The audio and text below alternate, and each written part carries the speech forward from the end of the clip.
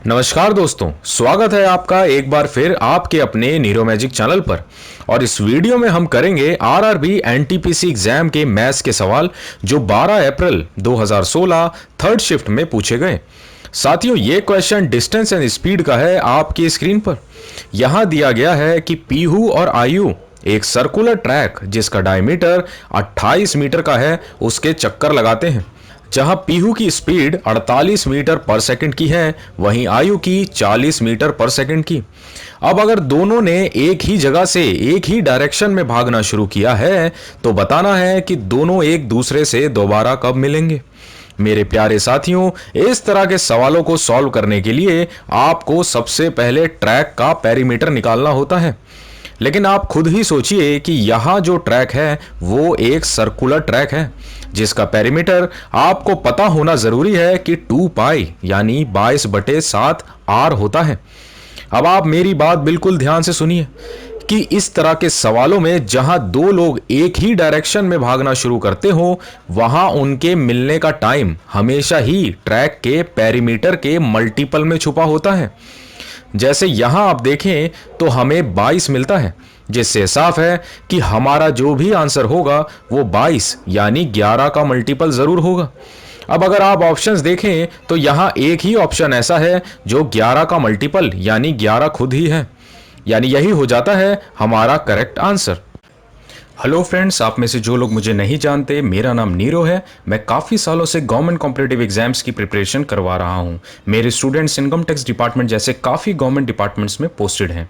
अगर आप इस चैनल पे नए हैं तो ज़रूर सब्सक्राइब कीजिए और बेल आइकन को प्रेस कीजिए। तो चलिए शुरू करते हैं आज का सेशन। दोस्तों, अब आप यहां समझिए कि इसी सवाल को अगर तरीके से किया जाए तब क्या करना होगा। यहां हमें इतनी बात तो समझ आई कि सबसे पहले ट्रैक का पेरीमीटर निकालना जरूरी होगा, जिससे हमें यह पता चले कि ट्रैक का टोटल डिस्टेंस कितना है। और वह यहां इस डायमीटर जो 28 मीटर का दिया गया है, इसका हाफ यानी 14 मीटर रेडियस, इसे यहां पुट करने पर हमें मिलता है 88 मीटर, जो ट्रैक का डिस्टेंस हुआ। अब आप क्वेश्चन में देखें तो यही डिस्टेंस दोनों पीहू और आयु कवर कर रहे हैं 48 और 40 मीटर पर सेकंड की स्पीड से। यानी इनकी स्पीड का डिफरेंस जो 8 मीटर पर सेकंड हुआ वही लेना होगा आपको, क्योंकि दोनों एक ही डायरेक्शन में भाग रहे हैं। अब अगर ऑपोजिट भागते तब आप दोनों की स्पीड को ऐड कर देते।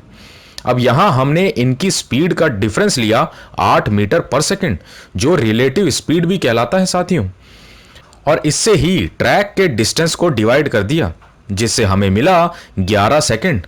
यानी 11 सेकंड बाद दोनों एक दूसरे से मिल जाएंगे। और यही हमारा करेक्ट आंसर भी था। उम्मीद करता हूं साथियों आपको जरूर समझ आया होगा। चलिए अब ये क्वेश्चन देखिए, आपकी स्क्रीन पर है। एजिस का क्वेश्चन है ये। यहां दिया गया है कि 4 साल पहले विकास और राहुल की एज का रेशियो 3:5 था। वहीं ठीक 6 साल बाद दोनों की एज का रेशियो हो जाता है 4:5 का। तो बताना है कि राहुल की प्रेजेंट एज क्या होगी। मेरे प्यारे साथियों, यहां समझिए आप कि 4 साल पहले इनका रेशियो 3:5 दिया गया है हमें, यानी दोनों की प्रेजेंट एज से 4 साल पहले का रेशियो। वहीं इसी तरह 6 साल बाद का भी इन दोनों की एज का रेशियो हमें गिवन है क्वेश्चन में, जो 4:5 है। अब हमसे क्वेश्चन में राहुल की प्रेजेंट एज पूछी गई है, जिसके लिए आप अब मेरी बात बिल्कुल ध्यान से सुनिए। यहां है राहुल। अब जो भी हमारा करेक्ट आंसर होगा उसमें से 4 साल को माइनस कर दिया जाए तो वह 5 का मल्टीपल जरूर बन जाएगा, जो एक बहुत जरूरी बात है आप लोगों के लिए समझना। अब आप अगर ऑप्शंस देखें तो सिर्फ एक ही ऑप्शन ऐसा है 14, जिसमें से 4 साल माइनस किया जाए तो वह 10 यानी 5 का मल्टीपल बन जाएगा। यानी यही हो जाता है हमारा करेक्ट आंसर। अब साथियों, मान लीजिए कि ऐसे 2 या 2 से ज्यादा ऑप्शंस हुए, तब भी आपको चिंता करने की कोई बात नहीं है। आप यहां समझिए कि जो भी हमारा करेक्ट आंसर होगा उसमें 6 साल जोड़ने पर वह 5 का ही मल्टीपल बन जाएगा। अब आप ऑप्शंस देखें तो 14 ही ऐसा ऑप्शन था जो 6 साल जोड़ने पर 20 बन जाएगा। और हमें पता है 20 भी 5 से पूरी तरह भाग हो सकता है। और यही हमारा करेक्ट आंसर भी था। मैं उम्मीद करता हूं साथियों आपको जरूर समझ आया होगा। चलिए अब नेक्स्ट क्वेश्चन देखिए। प्रॉफिट एंड लॉस का ये क्वेश्चन आपकी स्क्रीन पर है। यहां दिया गया है कि रितेश एक पेन को 36 रुपए में 20% के प्रॉफिट पर बेच देता है। अब अगर उसने उसी पेन को 33 रुपए में बेचा होता तब उसे कितने परसेंट का प्रॉफिट होता। मेरे प्यारे साथियों, आप ऐसे सवालों में बस सिर्फ एक चीज देखा कीजिए कि सेलिंग प्राइस जिस पर प्रॉफिट पूछा गया है वो किस नंबर का मल्टीपल है। जैसे यहां 33 दिया गया है, जिससे हमें पता चलता है कि 11 का मल्टीपल है। यानी जो भी परसेंटेज में हमारा प्रॉफिट होगा उसे 100 से जोड़ने पर वह 11 का मल्टीपल जरूर बन जाएगा। अब आप अगर ऑप्शंस देखें तो सिर्फ एक ही ऑप्शन ऐसा है 10%, जिसे जब हमने 100 से जोड़ा तो हमें यहां मिला 11, जिससे साफ है कि यही हो जाता है हमारा करेक्ट आंसर। मैं उम्मीद करता हूं साथियों आपको जरूर समझ आया होगा। चलिए अब इसी पर नेक्स्ट क्वेश्चन देखिए आप। ये आपकी स्क्रीन पर है। यहां एक दुकानदार 7 हेयर क्लिप को 1 रुपए में खरीदता है। तो अब बताना है कि कितनी हेयर क्लिप उसे 1 रुपए में बेचनी चाहिए जिससे उसे 40% का प्रॉफिट हो सके। मेरे प्यारे साथियों, आप सबसे पहले वही करेंगे जो मैंने आपको सिखाया है कि प्रॉफिट 40% का है। मतलब मान लीजिए कि सामान 100 रुपए का होता तो 40% के प्रॉफिट पर बिकने पर वह 140 रुपए का ही बिकता। अब इतना करने के बाद आप मेरी बात बिल्कुल ध्यान से सुनिए कि टोटल हेयर क्लिप 7 थी। यानी जो भी हमारा करेक्ट आंसर होगा उसमें इसी 7 को मल्टीप्लाई करने पर वह 140 का मल्टीपल जरूर बन जाएगा। अब आप देखिए, जब हमने सारे ऑप्शंस में 7 को मल्टीप्लाई किया तो यहां हमें मिलता है 35, जो 140 को पूरी तरह से भाग कर सकता है। यानी यही हो जाता है हमारा करेक्ट आंसर। चलिए अब नेक्स्ट क्वेश्चन देखिए। टाइम एंड वर्क का ये क्वेश्चन आपकी स्क्रीन पर है। यहां अरुण और अमित किसी काम को 9 और 12 दिनों में पूरा करते हैं। अब अगर दोनों ऑल्टरनेट यानी एक दिन छोड़कर एक दिन काम करें और काम की शुरुआत अमित से हो, तब वह दोनों मिलकर कितने दिनों में किसी काम का 35/36 काम पूरा कर देंगे। मेरे प्यारे साथियों, आपको मैंने बताया था कि इस तरह के सवालों में सबसे पहले आप रेशियो ले लें, जो भी समय दिया गया हो काम पूरा होने के लिए। जैसे यहां 9 और 12 का रेशियो हमें मिलता है 3:4। अब आप क्वेश्चन में समझिए कि दोनों एक दिन छोड़कर काम करते हैं। मतलब अगर आज 3 पिलर बने तो अगले दिन 4 पिलर बनेंगे, इसी तरह फिर 3 और फिर 4, जिससे हमने ये समझा कि दोनों मिलकर 7 पिलर बनाते हैं 2 दिनों में। अब आप वापस क्वेश्चन में देखिए कि हमसे किसी काम का 35/36 का पूछा गया है। यानी आप समझिए कि 36 में से 35 पिलर कितने टाइम में बनाएंगे, जिससे अगर हम यहां 5 से मल्टीप्लाई कर देंगे दोनों तरफ तो हमें मिलता है 35 पिलर बनाने का टाइम 10 दिन। और यही 10 दिन हो जाता है हमारा करेक्ट आंसर। मैं उम्मीद करता हूं साथियों आपको जरूर समझ आया होगा। चलिए अब इसी पर नेक्स्ट क्वेश्चन देखिए। ये आपकी स्क्रीन पर है। यहां 12 आदमी और 16 औरतें किसी काम को 4 दिनों में पूरा कर सकते हैं। वहीं सिर्फ एक आदमी को वही काम पूरा अकेले करने में 80 दिनों का समय लगता है। तो बताना है कि इसी तरह सिर्फ एक औरत को पूरा काम करने में कितना समय लगेगा। मेरे प्यारे साथियों, इस तरह के सवालों में जिसमें किसी एक आदमी या औरत के किसी काम को पूरा करने का समय दिया गया हो, तब आप याद रखें कि जो भी आपका करेक्ट आंसर होगा वह उस समय का ही मल्टीपल होगा। जैसे यहां 80 दिन दिया गया है, यानी हमारा करेक्ट आंसर इसी का मल्टीपल जरूर होगा। और अगर आप ऑप्शन देखें तो हमें 160 मिल भी जाता है। लेकिन साथियों, मैं आपको इस सवाल का कॉन्सेप्ट भी जरूर समझाऊंगा तरीके से सॉल्व करके। आप यहां समझिए कि एक आदमी 80 दिनों में किसी काम को पूरा करता है। यानी मानकर चलिए कि एक आदमी ने अगर एक दिन में एक ही पिलर बनाया तो 80 दिनों में उसने 80 पिलर बनाए होंगे। यानी यही 80 पिलर टोटल काम भी हुआ। अब इसी काम को ऊपर सवाल में दिया गया है कि 12 आदमी और 16 औरतें 4 दिनों में करते हैं, जिससे अगर एक आदमी ने एक दिन में एक ही पिलर बनाया तो 12 आदमियों ने 4 दिनों में 48 पिलर बनाए होंगे। अब जब 80 में से 48 पिलर 12 आदमियों ने बना दिए हैं तो बाकी बचते हैं 32 पिलर, और ये साफ है कि ये जरूर 16 औरतों ने 4 दिनों में ही बनाए होंगे। यानी यहां से हमें पता चलता है कि एक औरत ने एक दिन में 32 divide by 16 multiply by 4 pillar बनाए, जिसे सॉल्व करने पर पता चलता है कि एक दिन में सिर्फ 1/2 यानी आधा ही पिलर बना सकती है एक औरत। अब अगर 80 पिलर का काम है तो 80 पिलर को बनाने के लिए आप खुद ही बताइए 160 दिनों का टाइम चाहिए होगा एक औरत को, जिससे साफ है कि हमारा करेक्ट आंसर 160 ही हुआ। मैं उम्मीद करता हूं साथियों आपको जरूर समझ आया होगा। चलिए अब नेक्स्ट क्वेश्चन देखिए। एवरेज का ये आपकी स्क्रीन पर है। यहां किन्हीं 10 नंबर्स का एवरेज हमें 17 दिया गया है। अब अगर एक नंबर और जोड़ दिया जाए तब सबका एवरेज 16 बन जाता है। तो बताना है कि जो 11वां नंबर जुड़ा उसकी क्या वैल्यू होगी।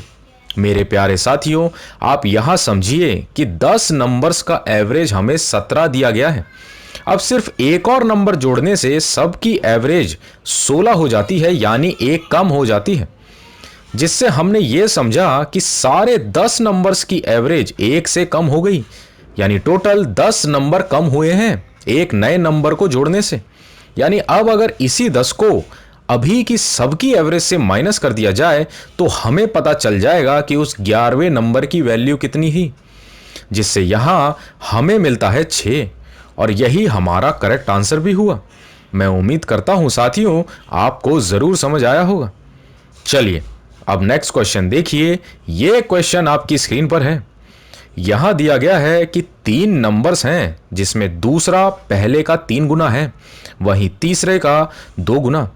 अब अगर इन तीनों नंबर्स का एवरेज 66 है तो बताना है कि पहले नंबर की वैल्यू क्या होगी। मेरे प्यारे साथियों, इस तरह के सवालों को हम डायरेक्ट सारे नंबर्स के एवरेज के मल्टीपल से ही सॉल्व कर सकते हैं, लेकिन यहां एक प्रॉब्लम है। अगर आप ऑप्शंस देखें तो सारे ही ऑप्शंस 6 और 9 के मल्टीपल दिए थे एग्जाम में। यानी आप समझ लीजिए कि इसे तरीके से सॉल्व करना ही पड़ेगा आपको, लेकिन वो भी आसानी से, जिसे आप यहां समझिए कैसे। दूसरा नंबर 3 गुना है पहले नंबर का। अब मान लीजिए कि अगर पहला नंबर x हुआ तो दूसरा इसका 3 गुना यानी 3x हुआ। अब आगे दिया गया है कि दूसरा नंबर 2 गुना है तीसरे नंबर का, यानी तीसरा नंबर जो भी होगा उसको 2 गुना कर दिया जाए तो वह दूसरा नंबर बन जाएगा।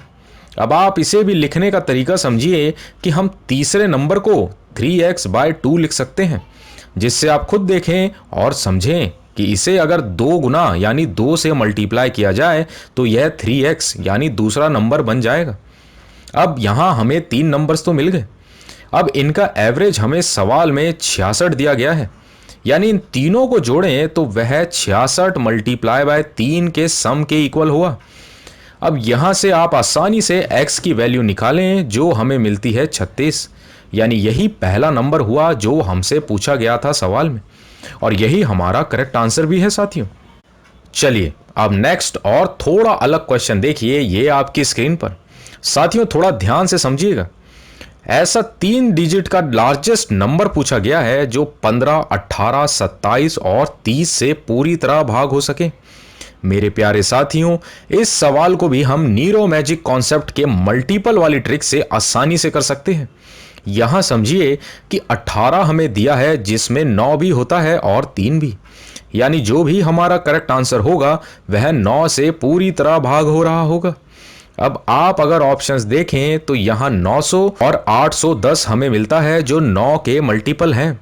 अब इनमें से सही आंसर कौन सा है तो उसके लिए आप वापस क्वेश्चन में देखिए कि हमें 27 भी दिया गया है, जिसमें एक और 9 और 3 है। मतलब जो भी हमारा करेक्ट आंसर होगा वह 2 बार 9 से पूरी तरह भाग हो रहा होगा। अब आप देखिए कि सिर्फ 810 ही ऐसा ऑप्शन है जो 9 से 2 बार पूरी तरह भाग हो सकता है, यानी यही हो जाता है हमारा करेक्ट आंसर। मैं उम्मीद करता हूं आपको जरूर समझ आया होगा।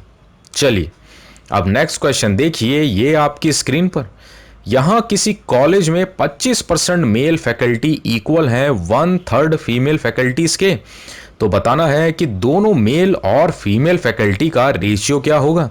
मेरे प्यारे साथियों, आप ऐसे सवालों को देखते ही सॉल्व कर सकते हैं। जी हाँ, आप खुद ही बताइए कि 25% का मतलब होता है 1/4। वहीं नीचे फीमेल फैकल्टी का भी फ्रैक्शन दिया गया है 1/3, जो इक्वल है मेल फैकल्टी के।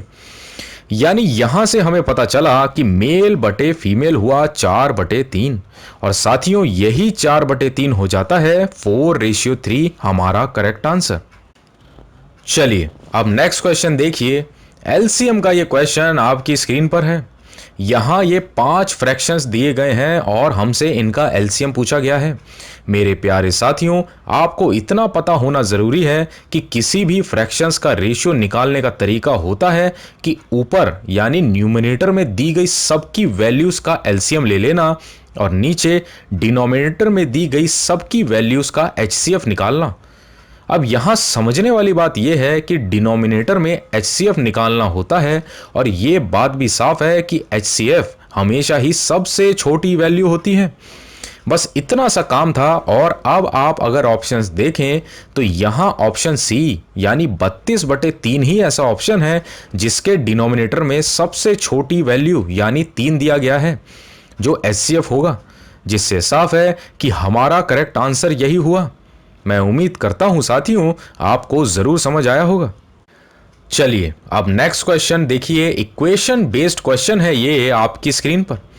यहां किसी नंबर का 70% और उसका 5/7 भाग इक्वल है 90 के। तो बताना है कि वो नंबर कौन सा होगा।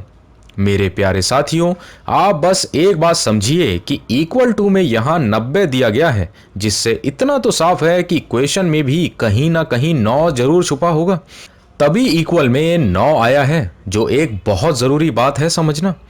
अब अगर आप देखें तो यहां सिर्फ 70 और 5/7 है, जिनमें 9 तो मिलता नहीं है हमें, जिससे ये साफ हो जाता है कि 9 जरूर उसी नंबर में छुपा है जो हमसे सवाल में पूछा गया है। जिससे अब अगर आप ऑप्शंस देखें तो यहां ऑप्शन बी हमें मिलता है 180, जिनके डिजिट्स को ऐड करने यानी जोड़ने पर यह 9 हो जाता है। यानी यही हो जाता है हमारा करेक्ट आंसर। और दोस्तों, इसी के साथ होता है आज का सेशन कंप्लीट। मैं उम्मीद करता हूं आपने हमेशा की तरह आज भी कुछ नया सीखा होगा, जिससे आपको काफी फायदा मिलेगा। आप अपने व्यूज नीचे कमेंट्स में जरूर बताएं। अब हम मिलेंगे नेक्स्ट सेशन में एक और धमाकेदार वीडियो के साथ। तब तक के लिए जय हिंद।